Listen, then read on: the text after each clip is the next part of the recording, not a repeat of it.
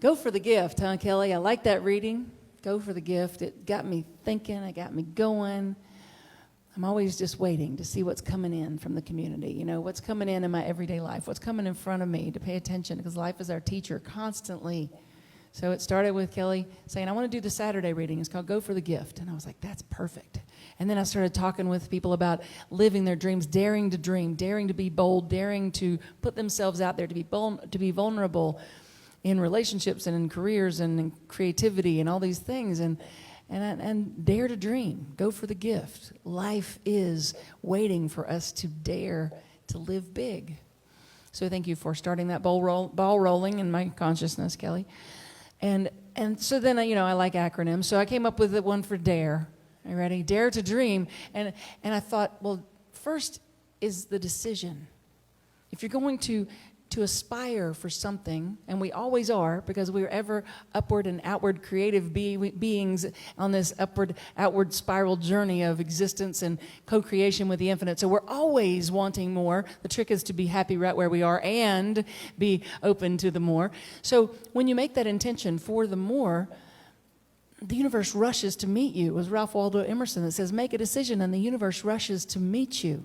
Rushes to, I think I said that wrong. Rushes to make it happen. There we go. Rushes to meet you, make it happen. Sorry, Ralph. So we make that decision, right? The very first book that I read in this New Thought teaching of the science of mind was A Power of Decision by Raymond Charles Barker. My very first New Thought book. And I was like, I can get on with the board with this stuff. This makes sense to me. He's a very linear guy, right? And I was not in my fields yet. I was just in the head. But Dr. Ernest Holmes called this the teaching of the head and the heart, right? It's spirit and it's the laws that govern the universe. And so I had to marry those two and bring the head into the heart space. More on that later. But I liked the linear, the clear, right? And Dr. Ernest Holmes is very clear. Thomas Troward is very clear. Ralph Waldo Emerson is very clear. And Raymond Charles Barker, very, very clear. So I was visiting the Hiles this weekend, and I looked up and I saw one of my favorite books on the shelf. Remind me to give this back to you, Donna.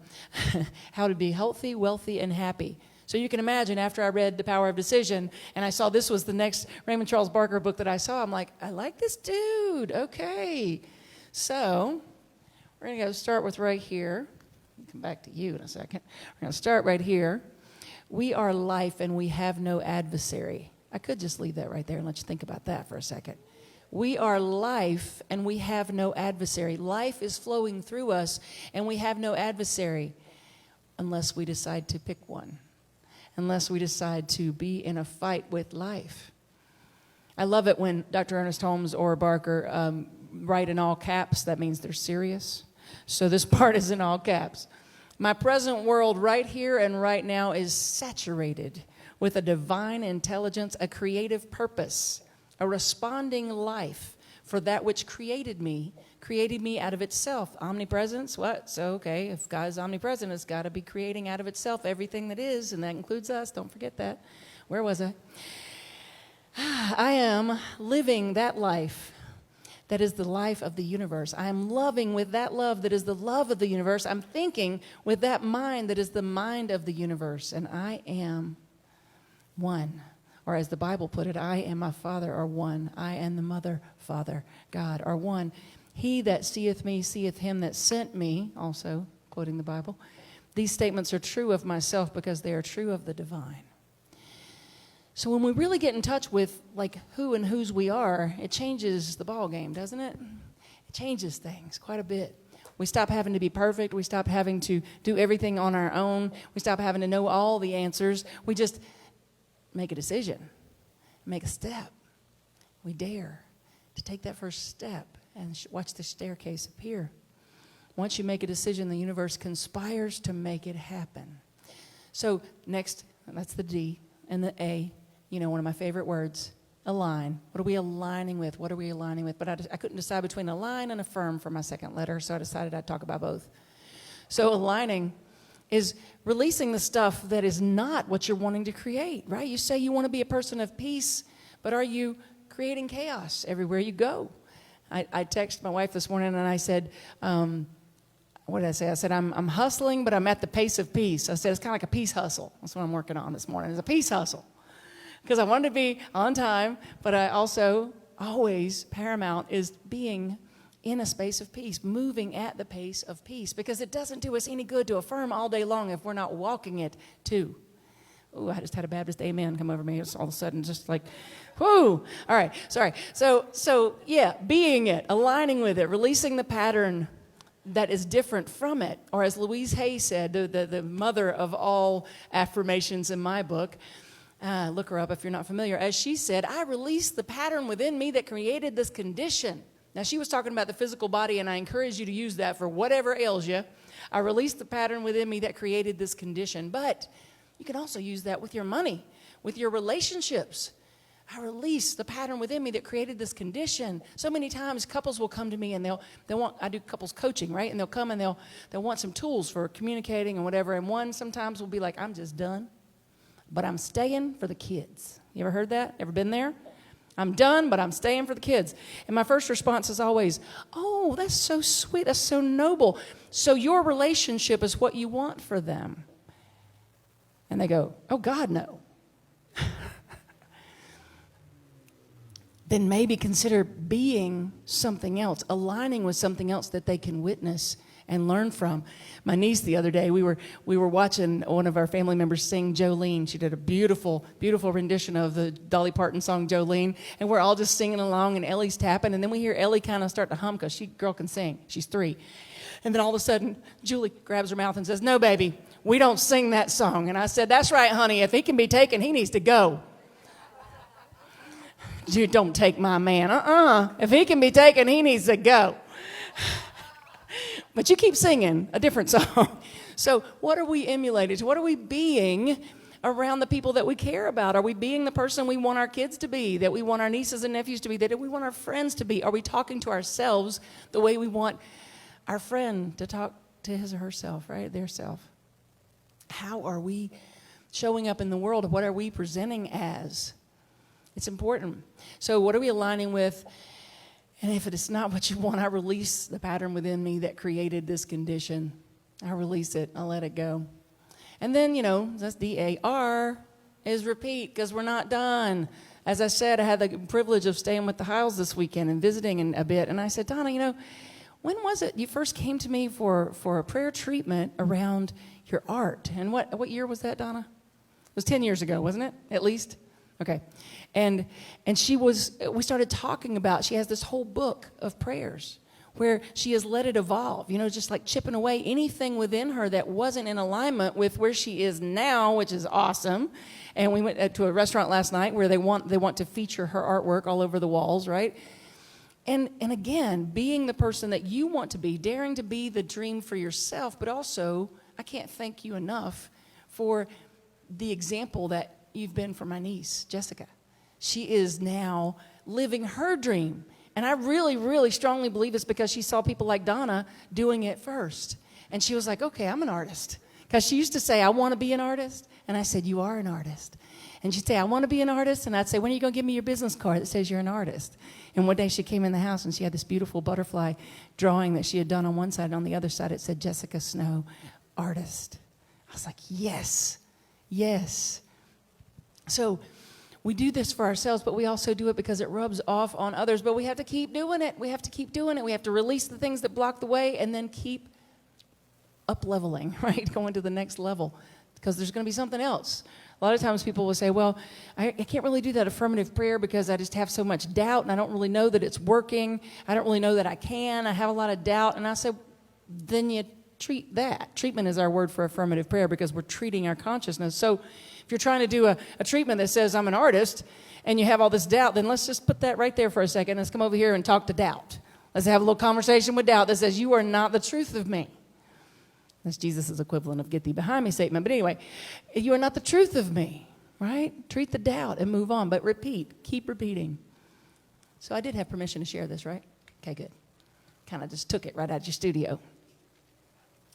When we were doing work together over the years, we often would do releasing prayers. I've done those with many of you before, and you've written some beautiful ones.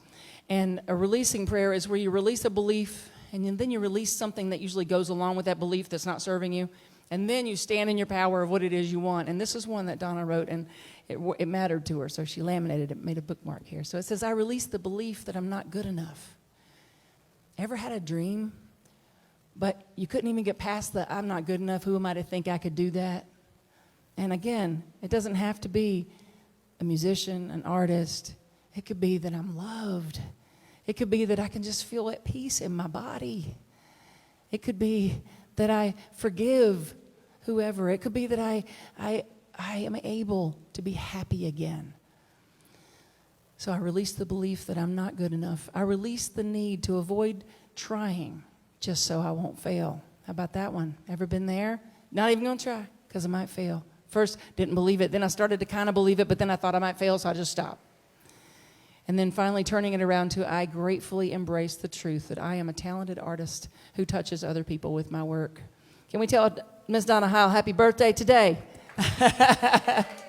Thanks for joining us on your birthday, and thanks for touching people's lives with your art. You really do. And there are so many of you that touch other people's lives. And did you know that you did that? Many of you did that already this week just on Facebook. Angie did a little post in our community that said, show me where you're at, people. And it had little hearts. And there would be like a red heart for, I'm good. And then all the way down to a black heart, which said, I'm struggling. And so many people started commenting and being there for each other just on Facebook. We can, people kind of poo-poo Facebook sometimes. We could actually use it if we want to be a tighter community. Like right now, we have people watching this service because of Facebook, and we're so grateful, and YouTube. And so being able to connect with people all over is where it's at. It's where it's important, and it's making a difference. So DAR, the repeat thing, got to keep doing it, got to keep doing the work. We're never done if we're still here. We're still breathing. We still got work to do. But let's make it fun, all right? Let's just make it fun. Let's welcome life. And then we got E, which is once we do all that and we keep doing it, we do it and we keep doing it. We align and we keep aligning with the truth of our being and the direction we are aspiring to go. Then we start to embody it. And Dr. Ernest Holmes was very clear. You don't get what you want, you get what you are. You get what you are. So when you have a consciousness of prosperity, prosperity shows up. When you have a consciousness of being enough, the enoughness shows up in your world. When you have a consciousness of being loved unconditionally, people are loving you unconditionally. If you continually have people around you, now this might sting a little because I've been stung by this statement, but it's true. If you continually have people around you who don't respect you, who don't love you unconditionally, and who don't support you, we're going to go back to Louise Hay. I released the pattern in my consciousness that created this condition of being in alignment with this person. We're going to bless them, but on their way, far away. Just let them go. Jolene, just let them go.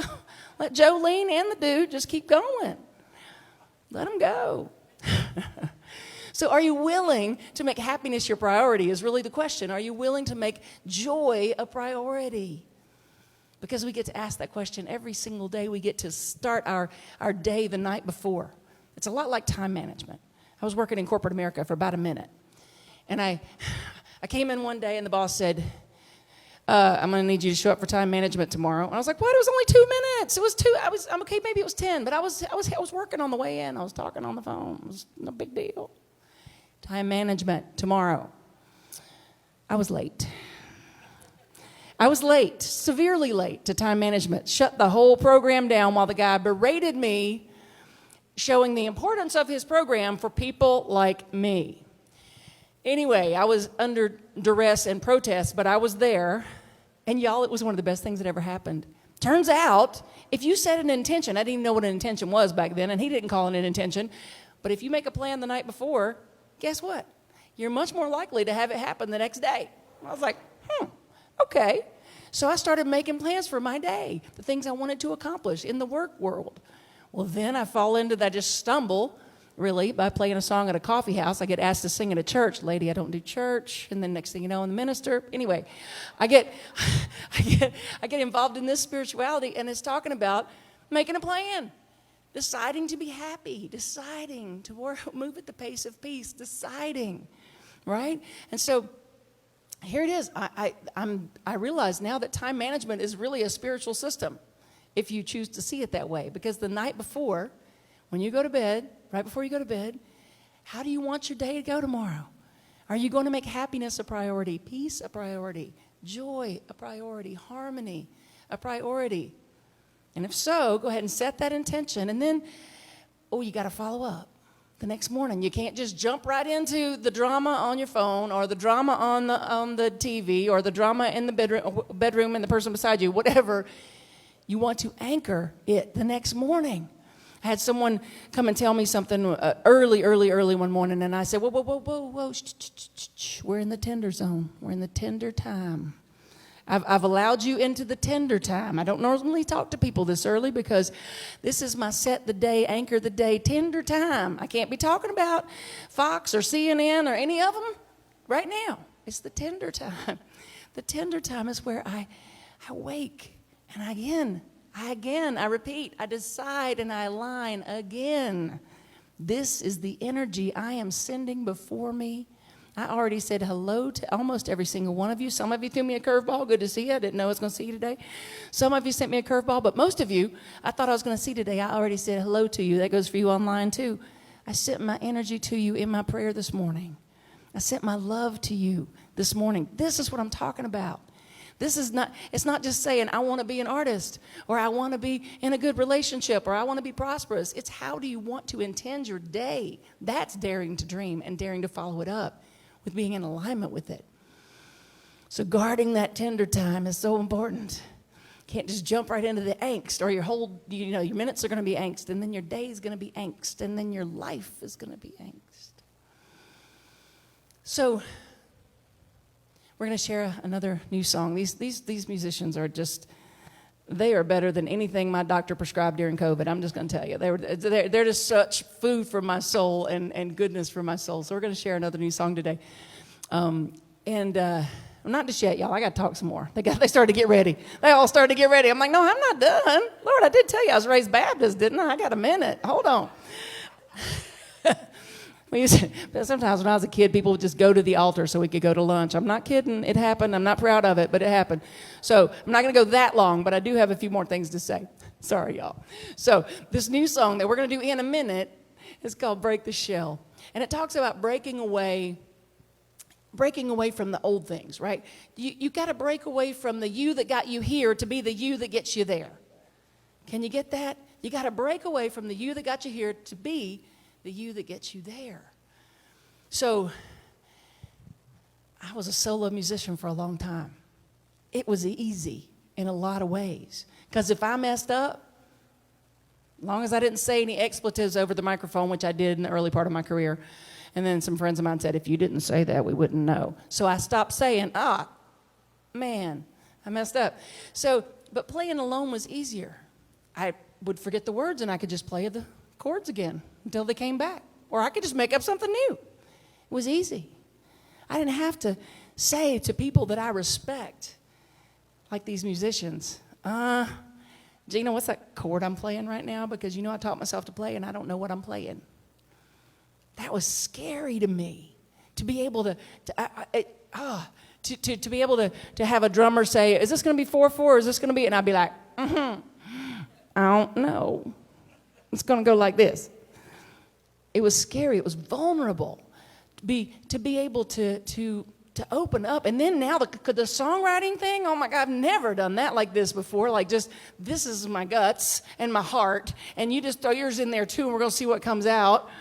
It's so vulnerable. But the me that got me to where I was as a happy solo artist couldn't get me to the happy band artist unless I was willing to be vulnerable. It works the same in relationships, works the same in our career. What got you here won't get you there. We have to continually be willing to change and to embody the next step and the next step and the next step, and to clear out anything that is not that divine self, any of the crap that we tell ourselves, any of the limited ways that we believe and the ways that we beat ourselves up. Stop. Just stop. Put your hand on your heart and take a deep breath. It's all going to be all right. Because it already is. And that is daring to dream. Being in that space.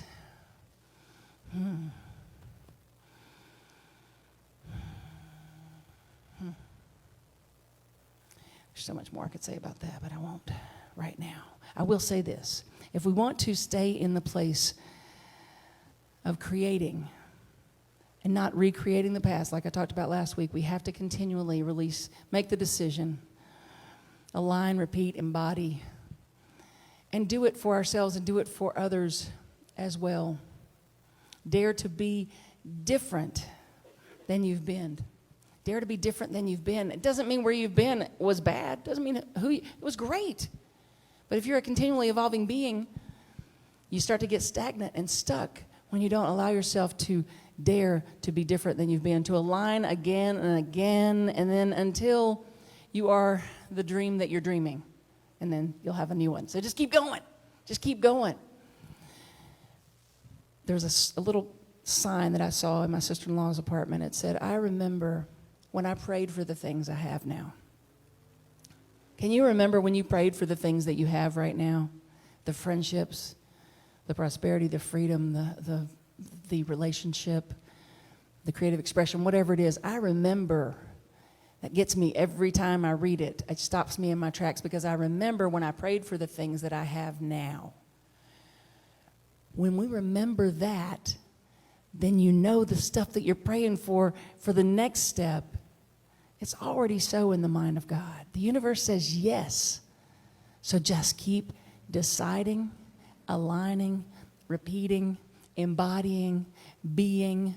Or as Ernest Holmes says, I let go of all confusion and permit myself to rise into the realm of pure spirit. Rise into the realm of pure spirit, which is forever free from doubt and uncertainty. So affirm with me, if you would. I expand my understanding of the truth of myself. I know the truth of who I am as an expression of spirit.